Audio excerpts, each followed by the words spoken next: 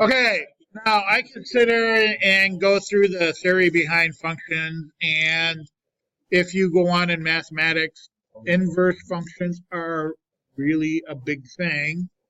Um, but it is kind of, the theory behind it is kind of difficult, and it would probably take me a couple of days. So I am just going to show you how to do it. Now, here is the process to find inverse functions. Okay, there's 5 concepts you must know how to do.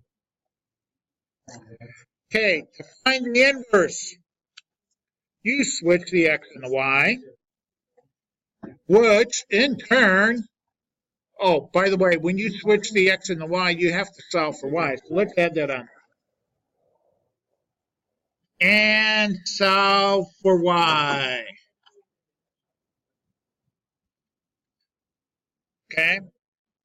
In that process, the domain and range switch. Graph the inverse, you reflect the original graph over the y equals x line. Now, does everybody know what the y equals x line is?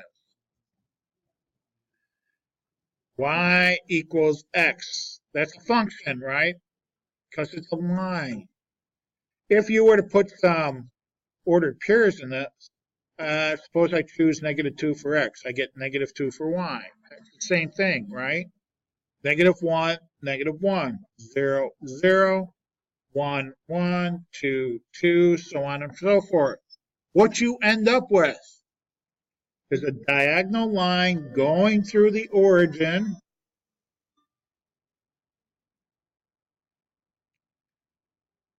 zero, 0, right? From one corner of the graph to the other.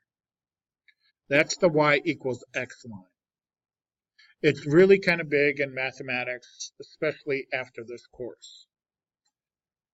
All right, we have an example here in part 1. We have a domain and we have a range. First of all, is this a function? My domain is -2, -1, 0, 1, 2. Range is 4, 2, 0, -2, -4. Is that a function? Yes. Why? Because all the numbers have it. Yes, because. Right? The x's do not repeat. Very good. 10 million points. Who was that? Was that Nicole? Greg. Okay, no repeating x's.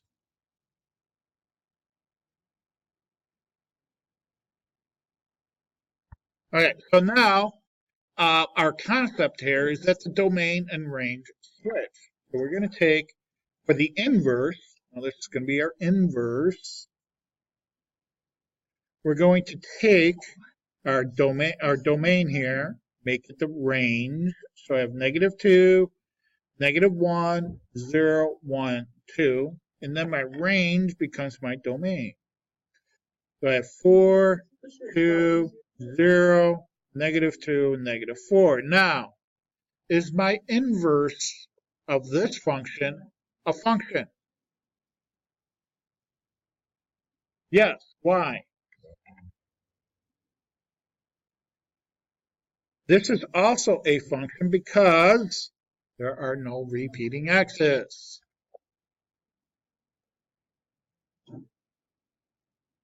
Hey, what language? What language? Professor Dumas. All right, now algebraically, let's do some problems here. Let's find some inverses. First of all, number 2, what kind of function do I have here? That's right, it's a line. It's y equals mx plus b. Okay. So to find my inverse, step 1, switch the x and y and solve for y. So I'm going to add 4 to both sides. So I get x plus 4 equals 2y. Then I have to divide every term by 2. The coefficient 2 to get y by itself. Now you can put this whole thing over 2, or I like to individually put them over 2. Now, x over 2 is what? It's the same thing as 1/2 x. I'm going to put it as 1/2 x because, again, it fits my y equals mx plus b. You could leave it as x over 2. I don't care. Okay, positive 4 divided by 2 is positive 2. These two cancel the 1. 1 times y is y. Now that's my inverse function. To denote that that's an inverse function, I'm going to put a little minus 1 here. So that's my inverse function. And I know it's a function because it's a line that is not vertical. Oh, wait, this denotes that it's an inverse function. Okay? The little minus 1 denotes that this is an inverse function. Now, I forgot to tell you, number 4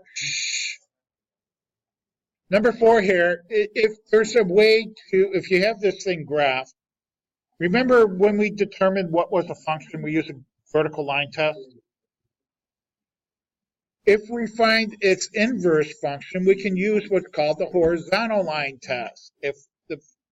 And we'll get to that a little bit later. So if it passes the horizontal line test, the inverse is a function. Now we got number 5 here. It says the compositions, the f of g of x and the g of f of x, both given a result of x. Now, that's true, but it's kind of complicated, and you guys really don't need it at this level. So I'm just gonna make it a for process thing. Okay, I'm not gonna go into that.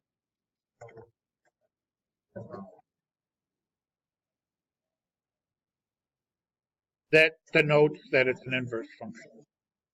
We're finding an inverse function. Okay, number 3. I have y equals negative 2/3 x plus 6. Again, this is another line, right? Y equals mx plus b. So, step 1, I'm going to switch the x and y. So, x equals negative 2/3 y plus 6. Then I solve for y. So I'm going to subtract 6 from both sides. So I get x minus 6 equals negative 2/3 y. These cancel to 0. What's the easiest way to get rid of a fractional coefficient? Multiply by its reciprocal, 3/2. Multiply by negative 3/2. Yes, you could have multiplied by negative 3, then divided by 2. Yeah. But you can do it all in one step by multiplying by the reciprocal. Yeah. All right. So now I have to distribute the negative 3/2 times x. I get negative 3/2 x. Shut up. Shut up. Shut up. Negative 3/2 times negative 6 is what? That's right, kids. It's 9. Negative 3/2 cancel. I get my y, and this is an inverse function, so I'm going to denote it with a little minus 1.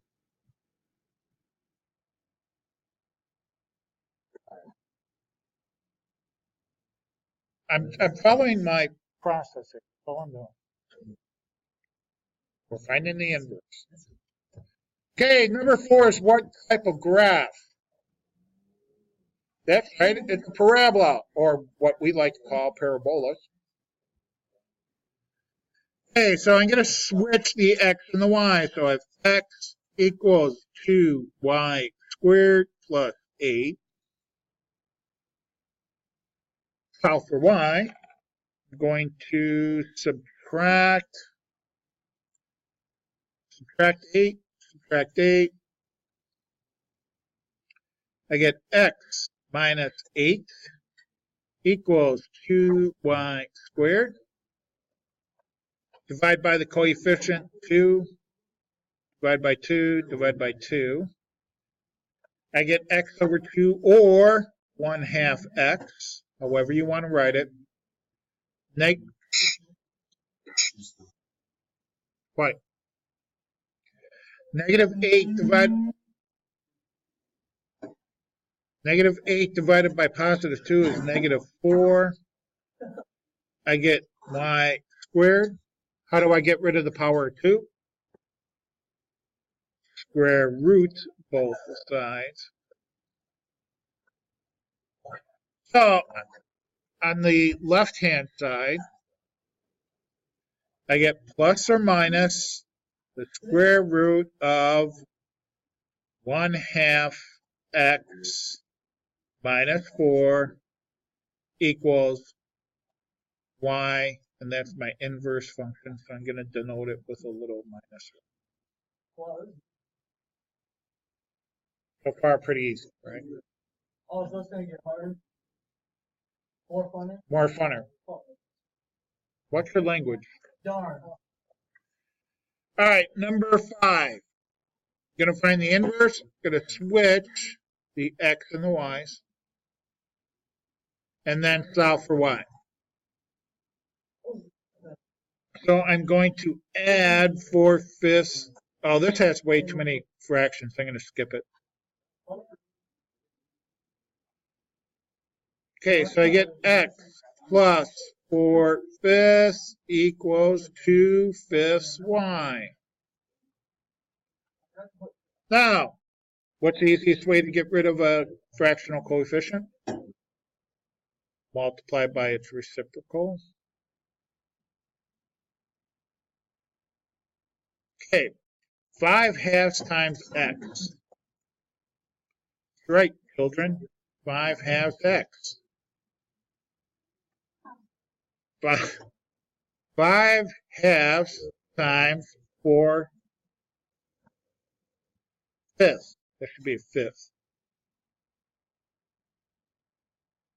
Okay, 5/2 times 4/5. What do I get? 5/2 times 4/5. 5/2. What's 5/2?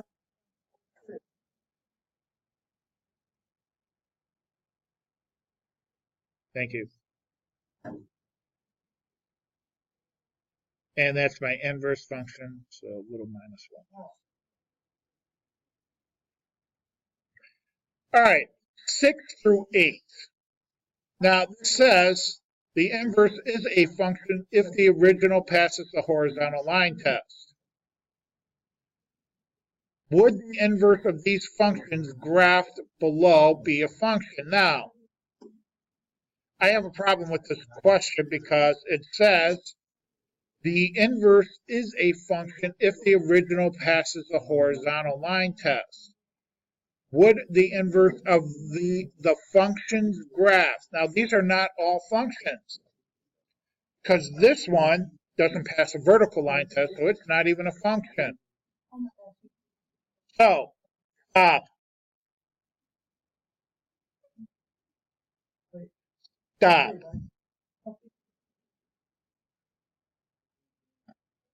Okay, so I'm assuming that these are the inverse functions already. Okay, so what we're going to do is we're going to use the horizontal line test, and you tell me if this is a function or not. Is number 6 a function? This is the inverse. Is it a function? Yes, because it passes the horizontal line test. Is number 7? No. How about number 8? Does pass the horizontal line test. Okay. Nope. As Bob Seger or Metallica would say, turn the page. I don't like you. All right, number 9. Number 9. We have to find the inverse, correct? Okay, you have the f of x equals 2x minus 4. Switch the x and y. And you're probably saying, well, there's no y. Yeah, there is a y. Okay, the f of x is just another notation for y. So we're going to switch the x and y. So I have x equals 2y minus 4. Add 4 to both sides. I have x plus 4 equals 2y. Divide every term by 2. So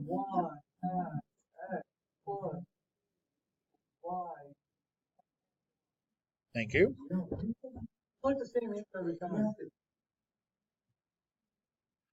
Let's do a different one then. How about let's do number 11. See where that gets us.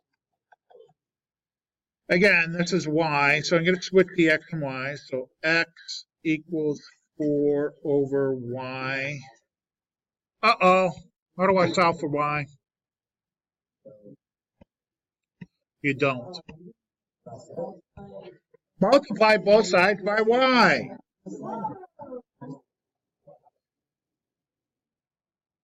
So I get y times x, or xy, equals 4.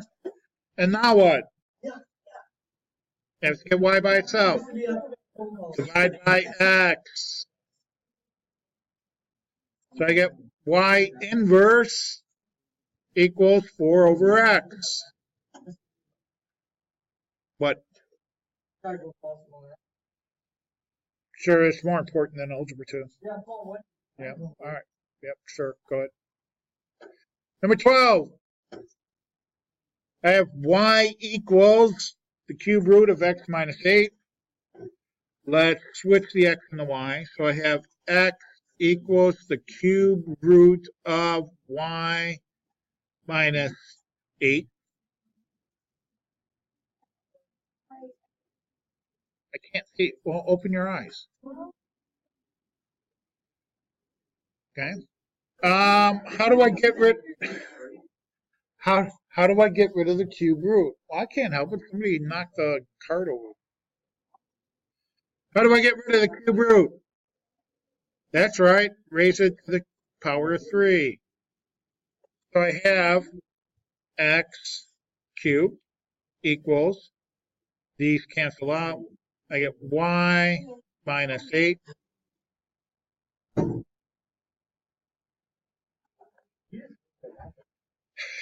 Add 8 to both sides.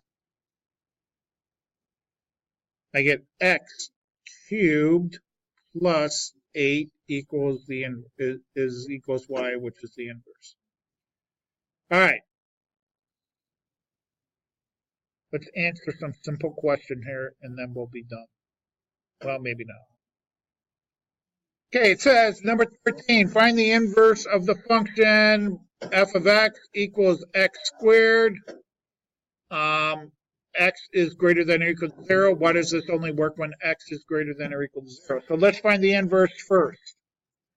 Okay, so this is y equals x squared.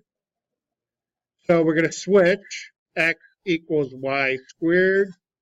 And how do I get rid of the power 2? That's right, kids. Square root both sides. So I get plus or minus square root of x equals y, which is my inverse. And why does this work when only when x is greater than or equal to 0? Anyone? Anyone? Anyone? Anyone? Anyone? Anyone? Why does x have to be positive or 0? Huh? Anyone? It's bigger? Not quite. I'm going to give Nicole another 10 million points for trying. You can't take square root of a negative number.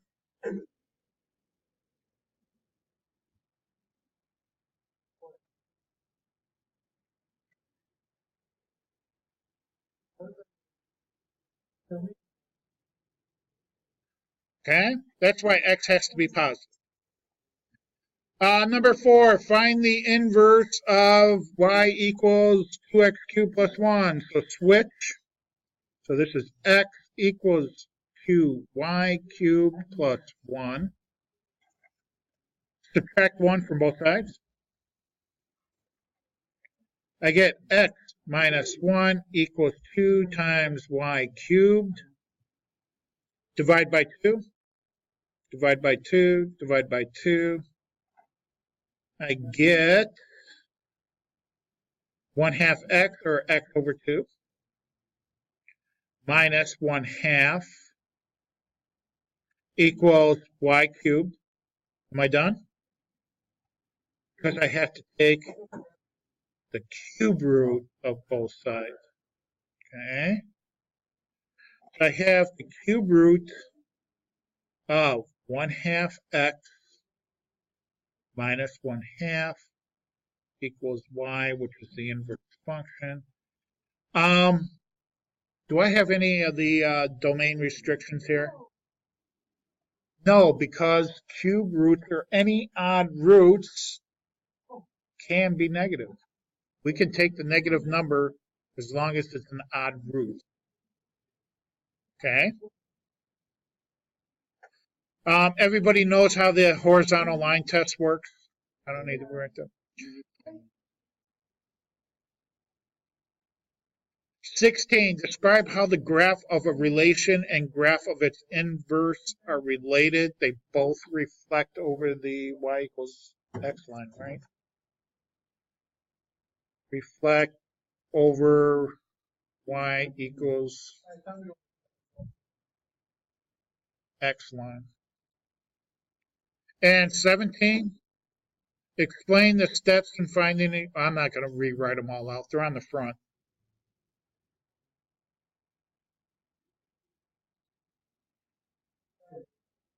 Okay, now,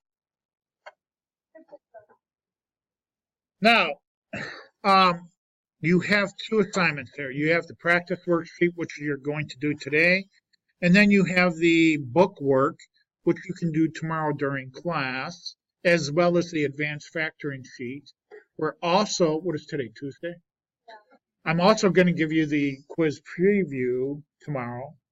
So you'll have 2 days to get this done before the quiz Friday. All right? We'll do it all Friday. Okay, now the practice worksheet, though. We got to take a look at that.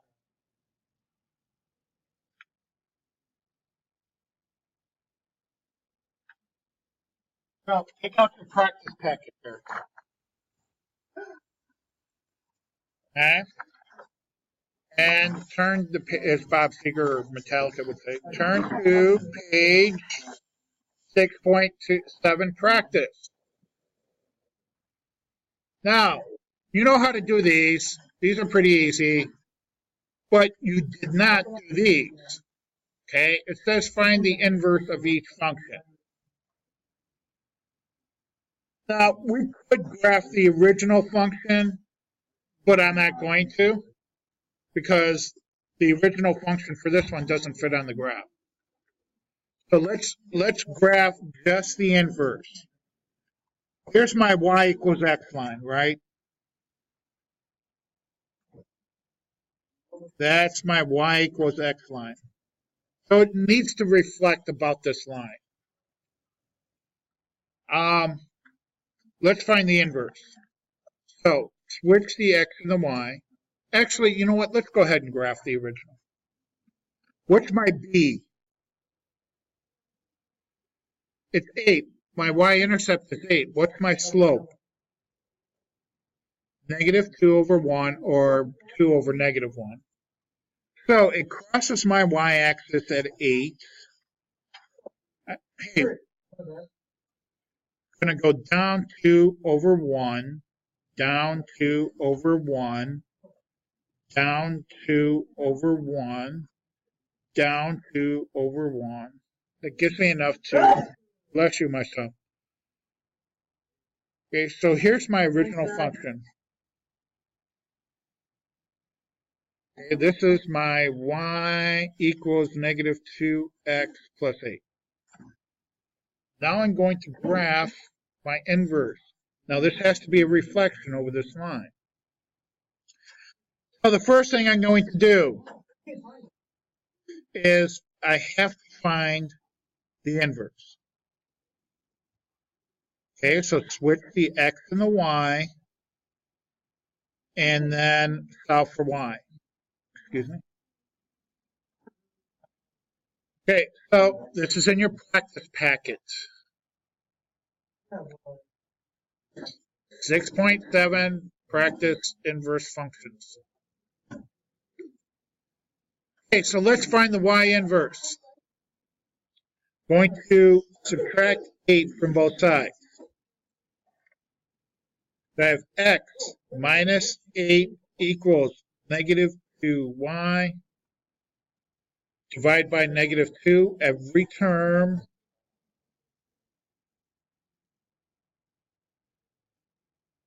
Negative 1/2 x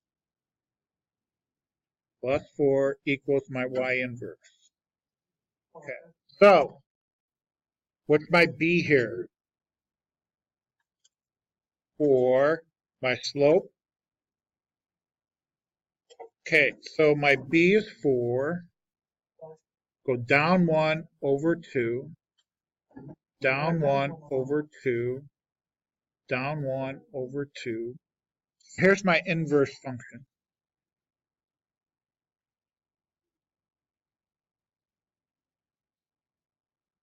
So that's my inverse function.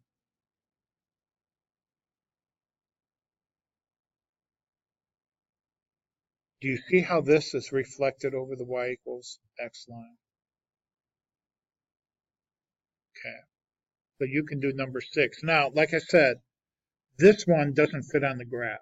So all you're going to do is just graph the inverse function of this. Got it? So tomorrow you're going to do the bookwork of this section, and you're going to do the advanced factoring worksheet if you didn't do it. And Thursday we're going to go over the quiz preview, and then Friday the quiz. Got it? All right. Our plan of action. If we're not here tomorrow, what are you going to do? That's right. You're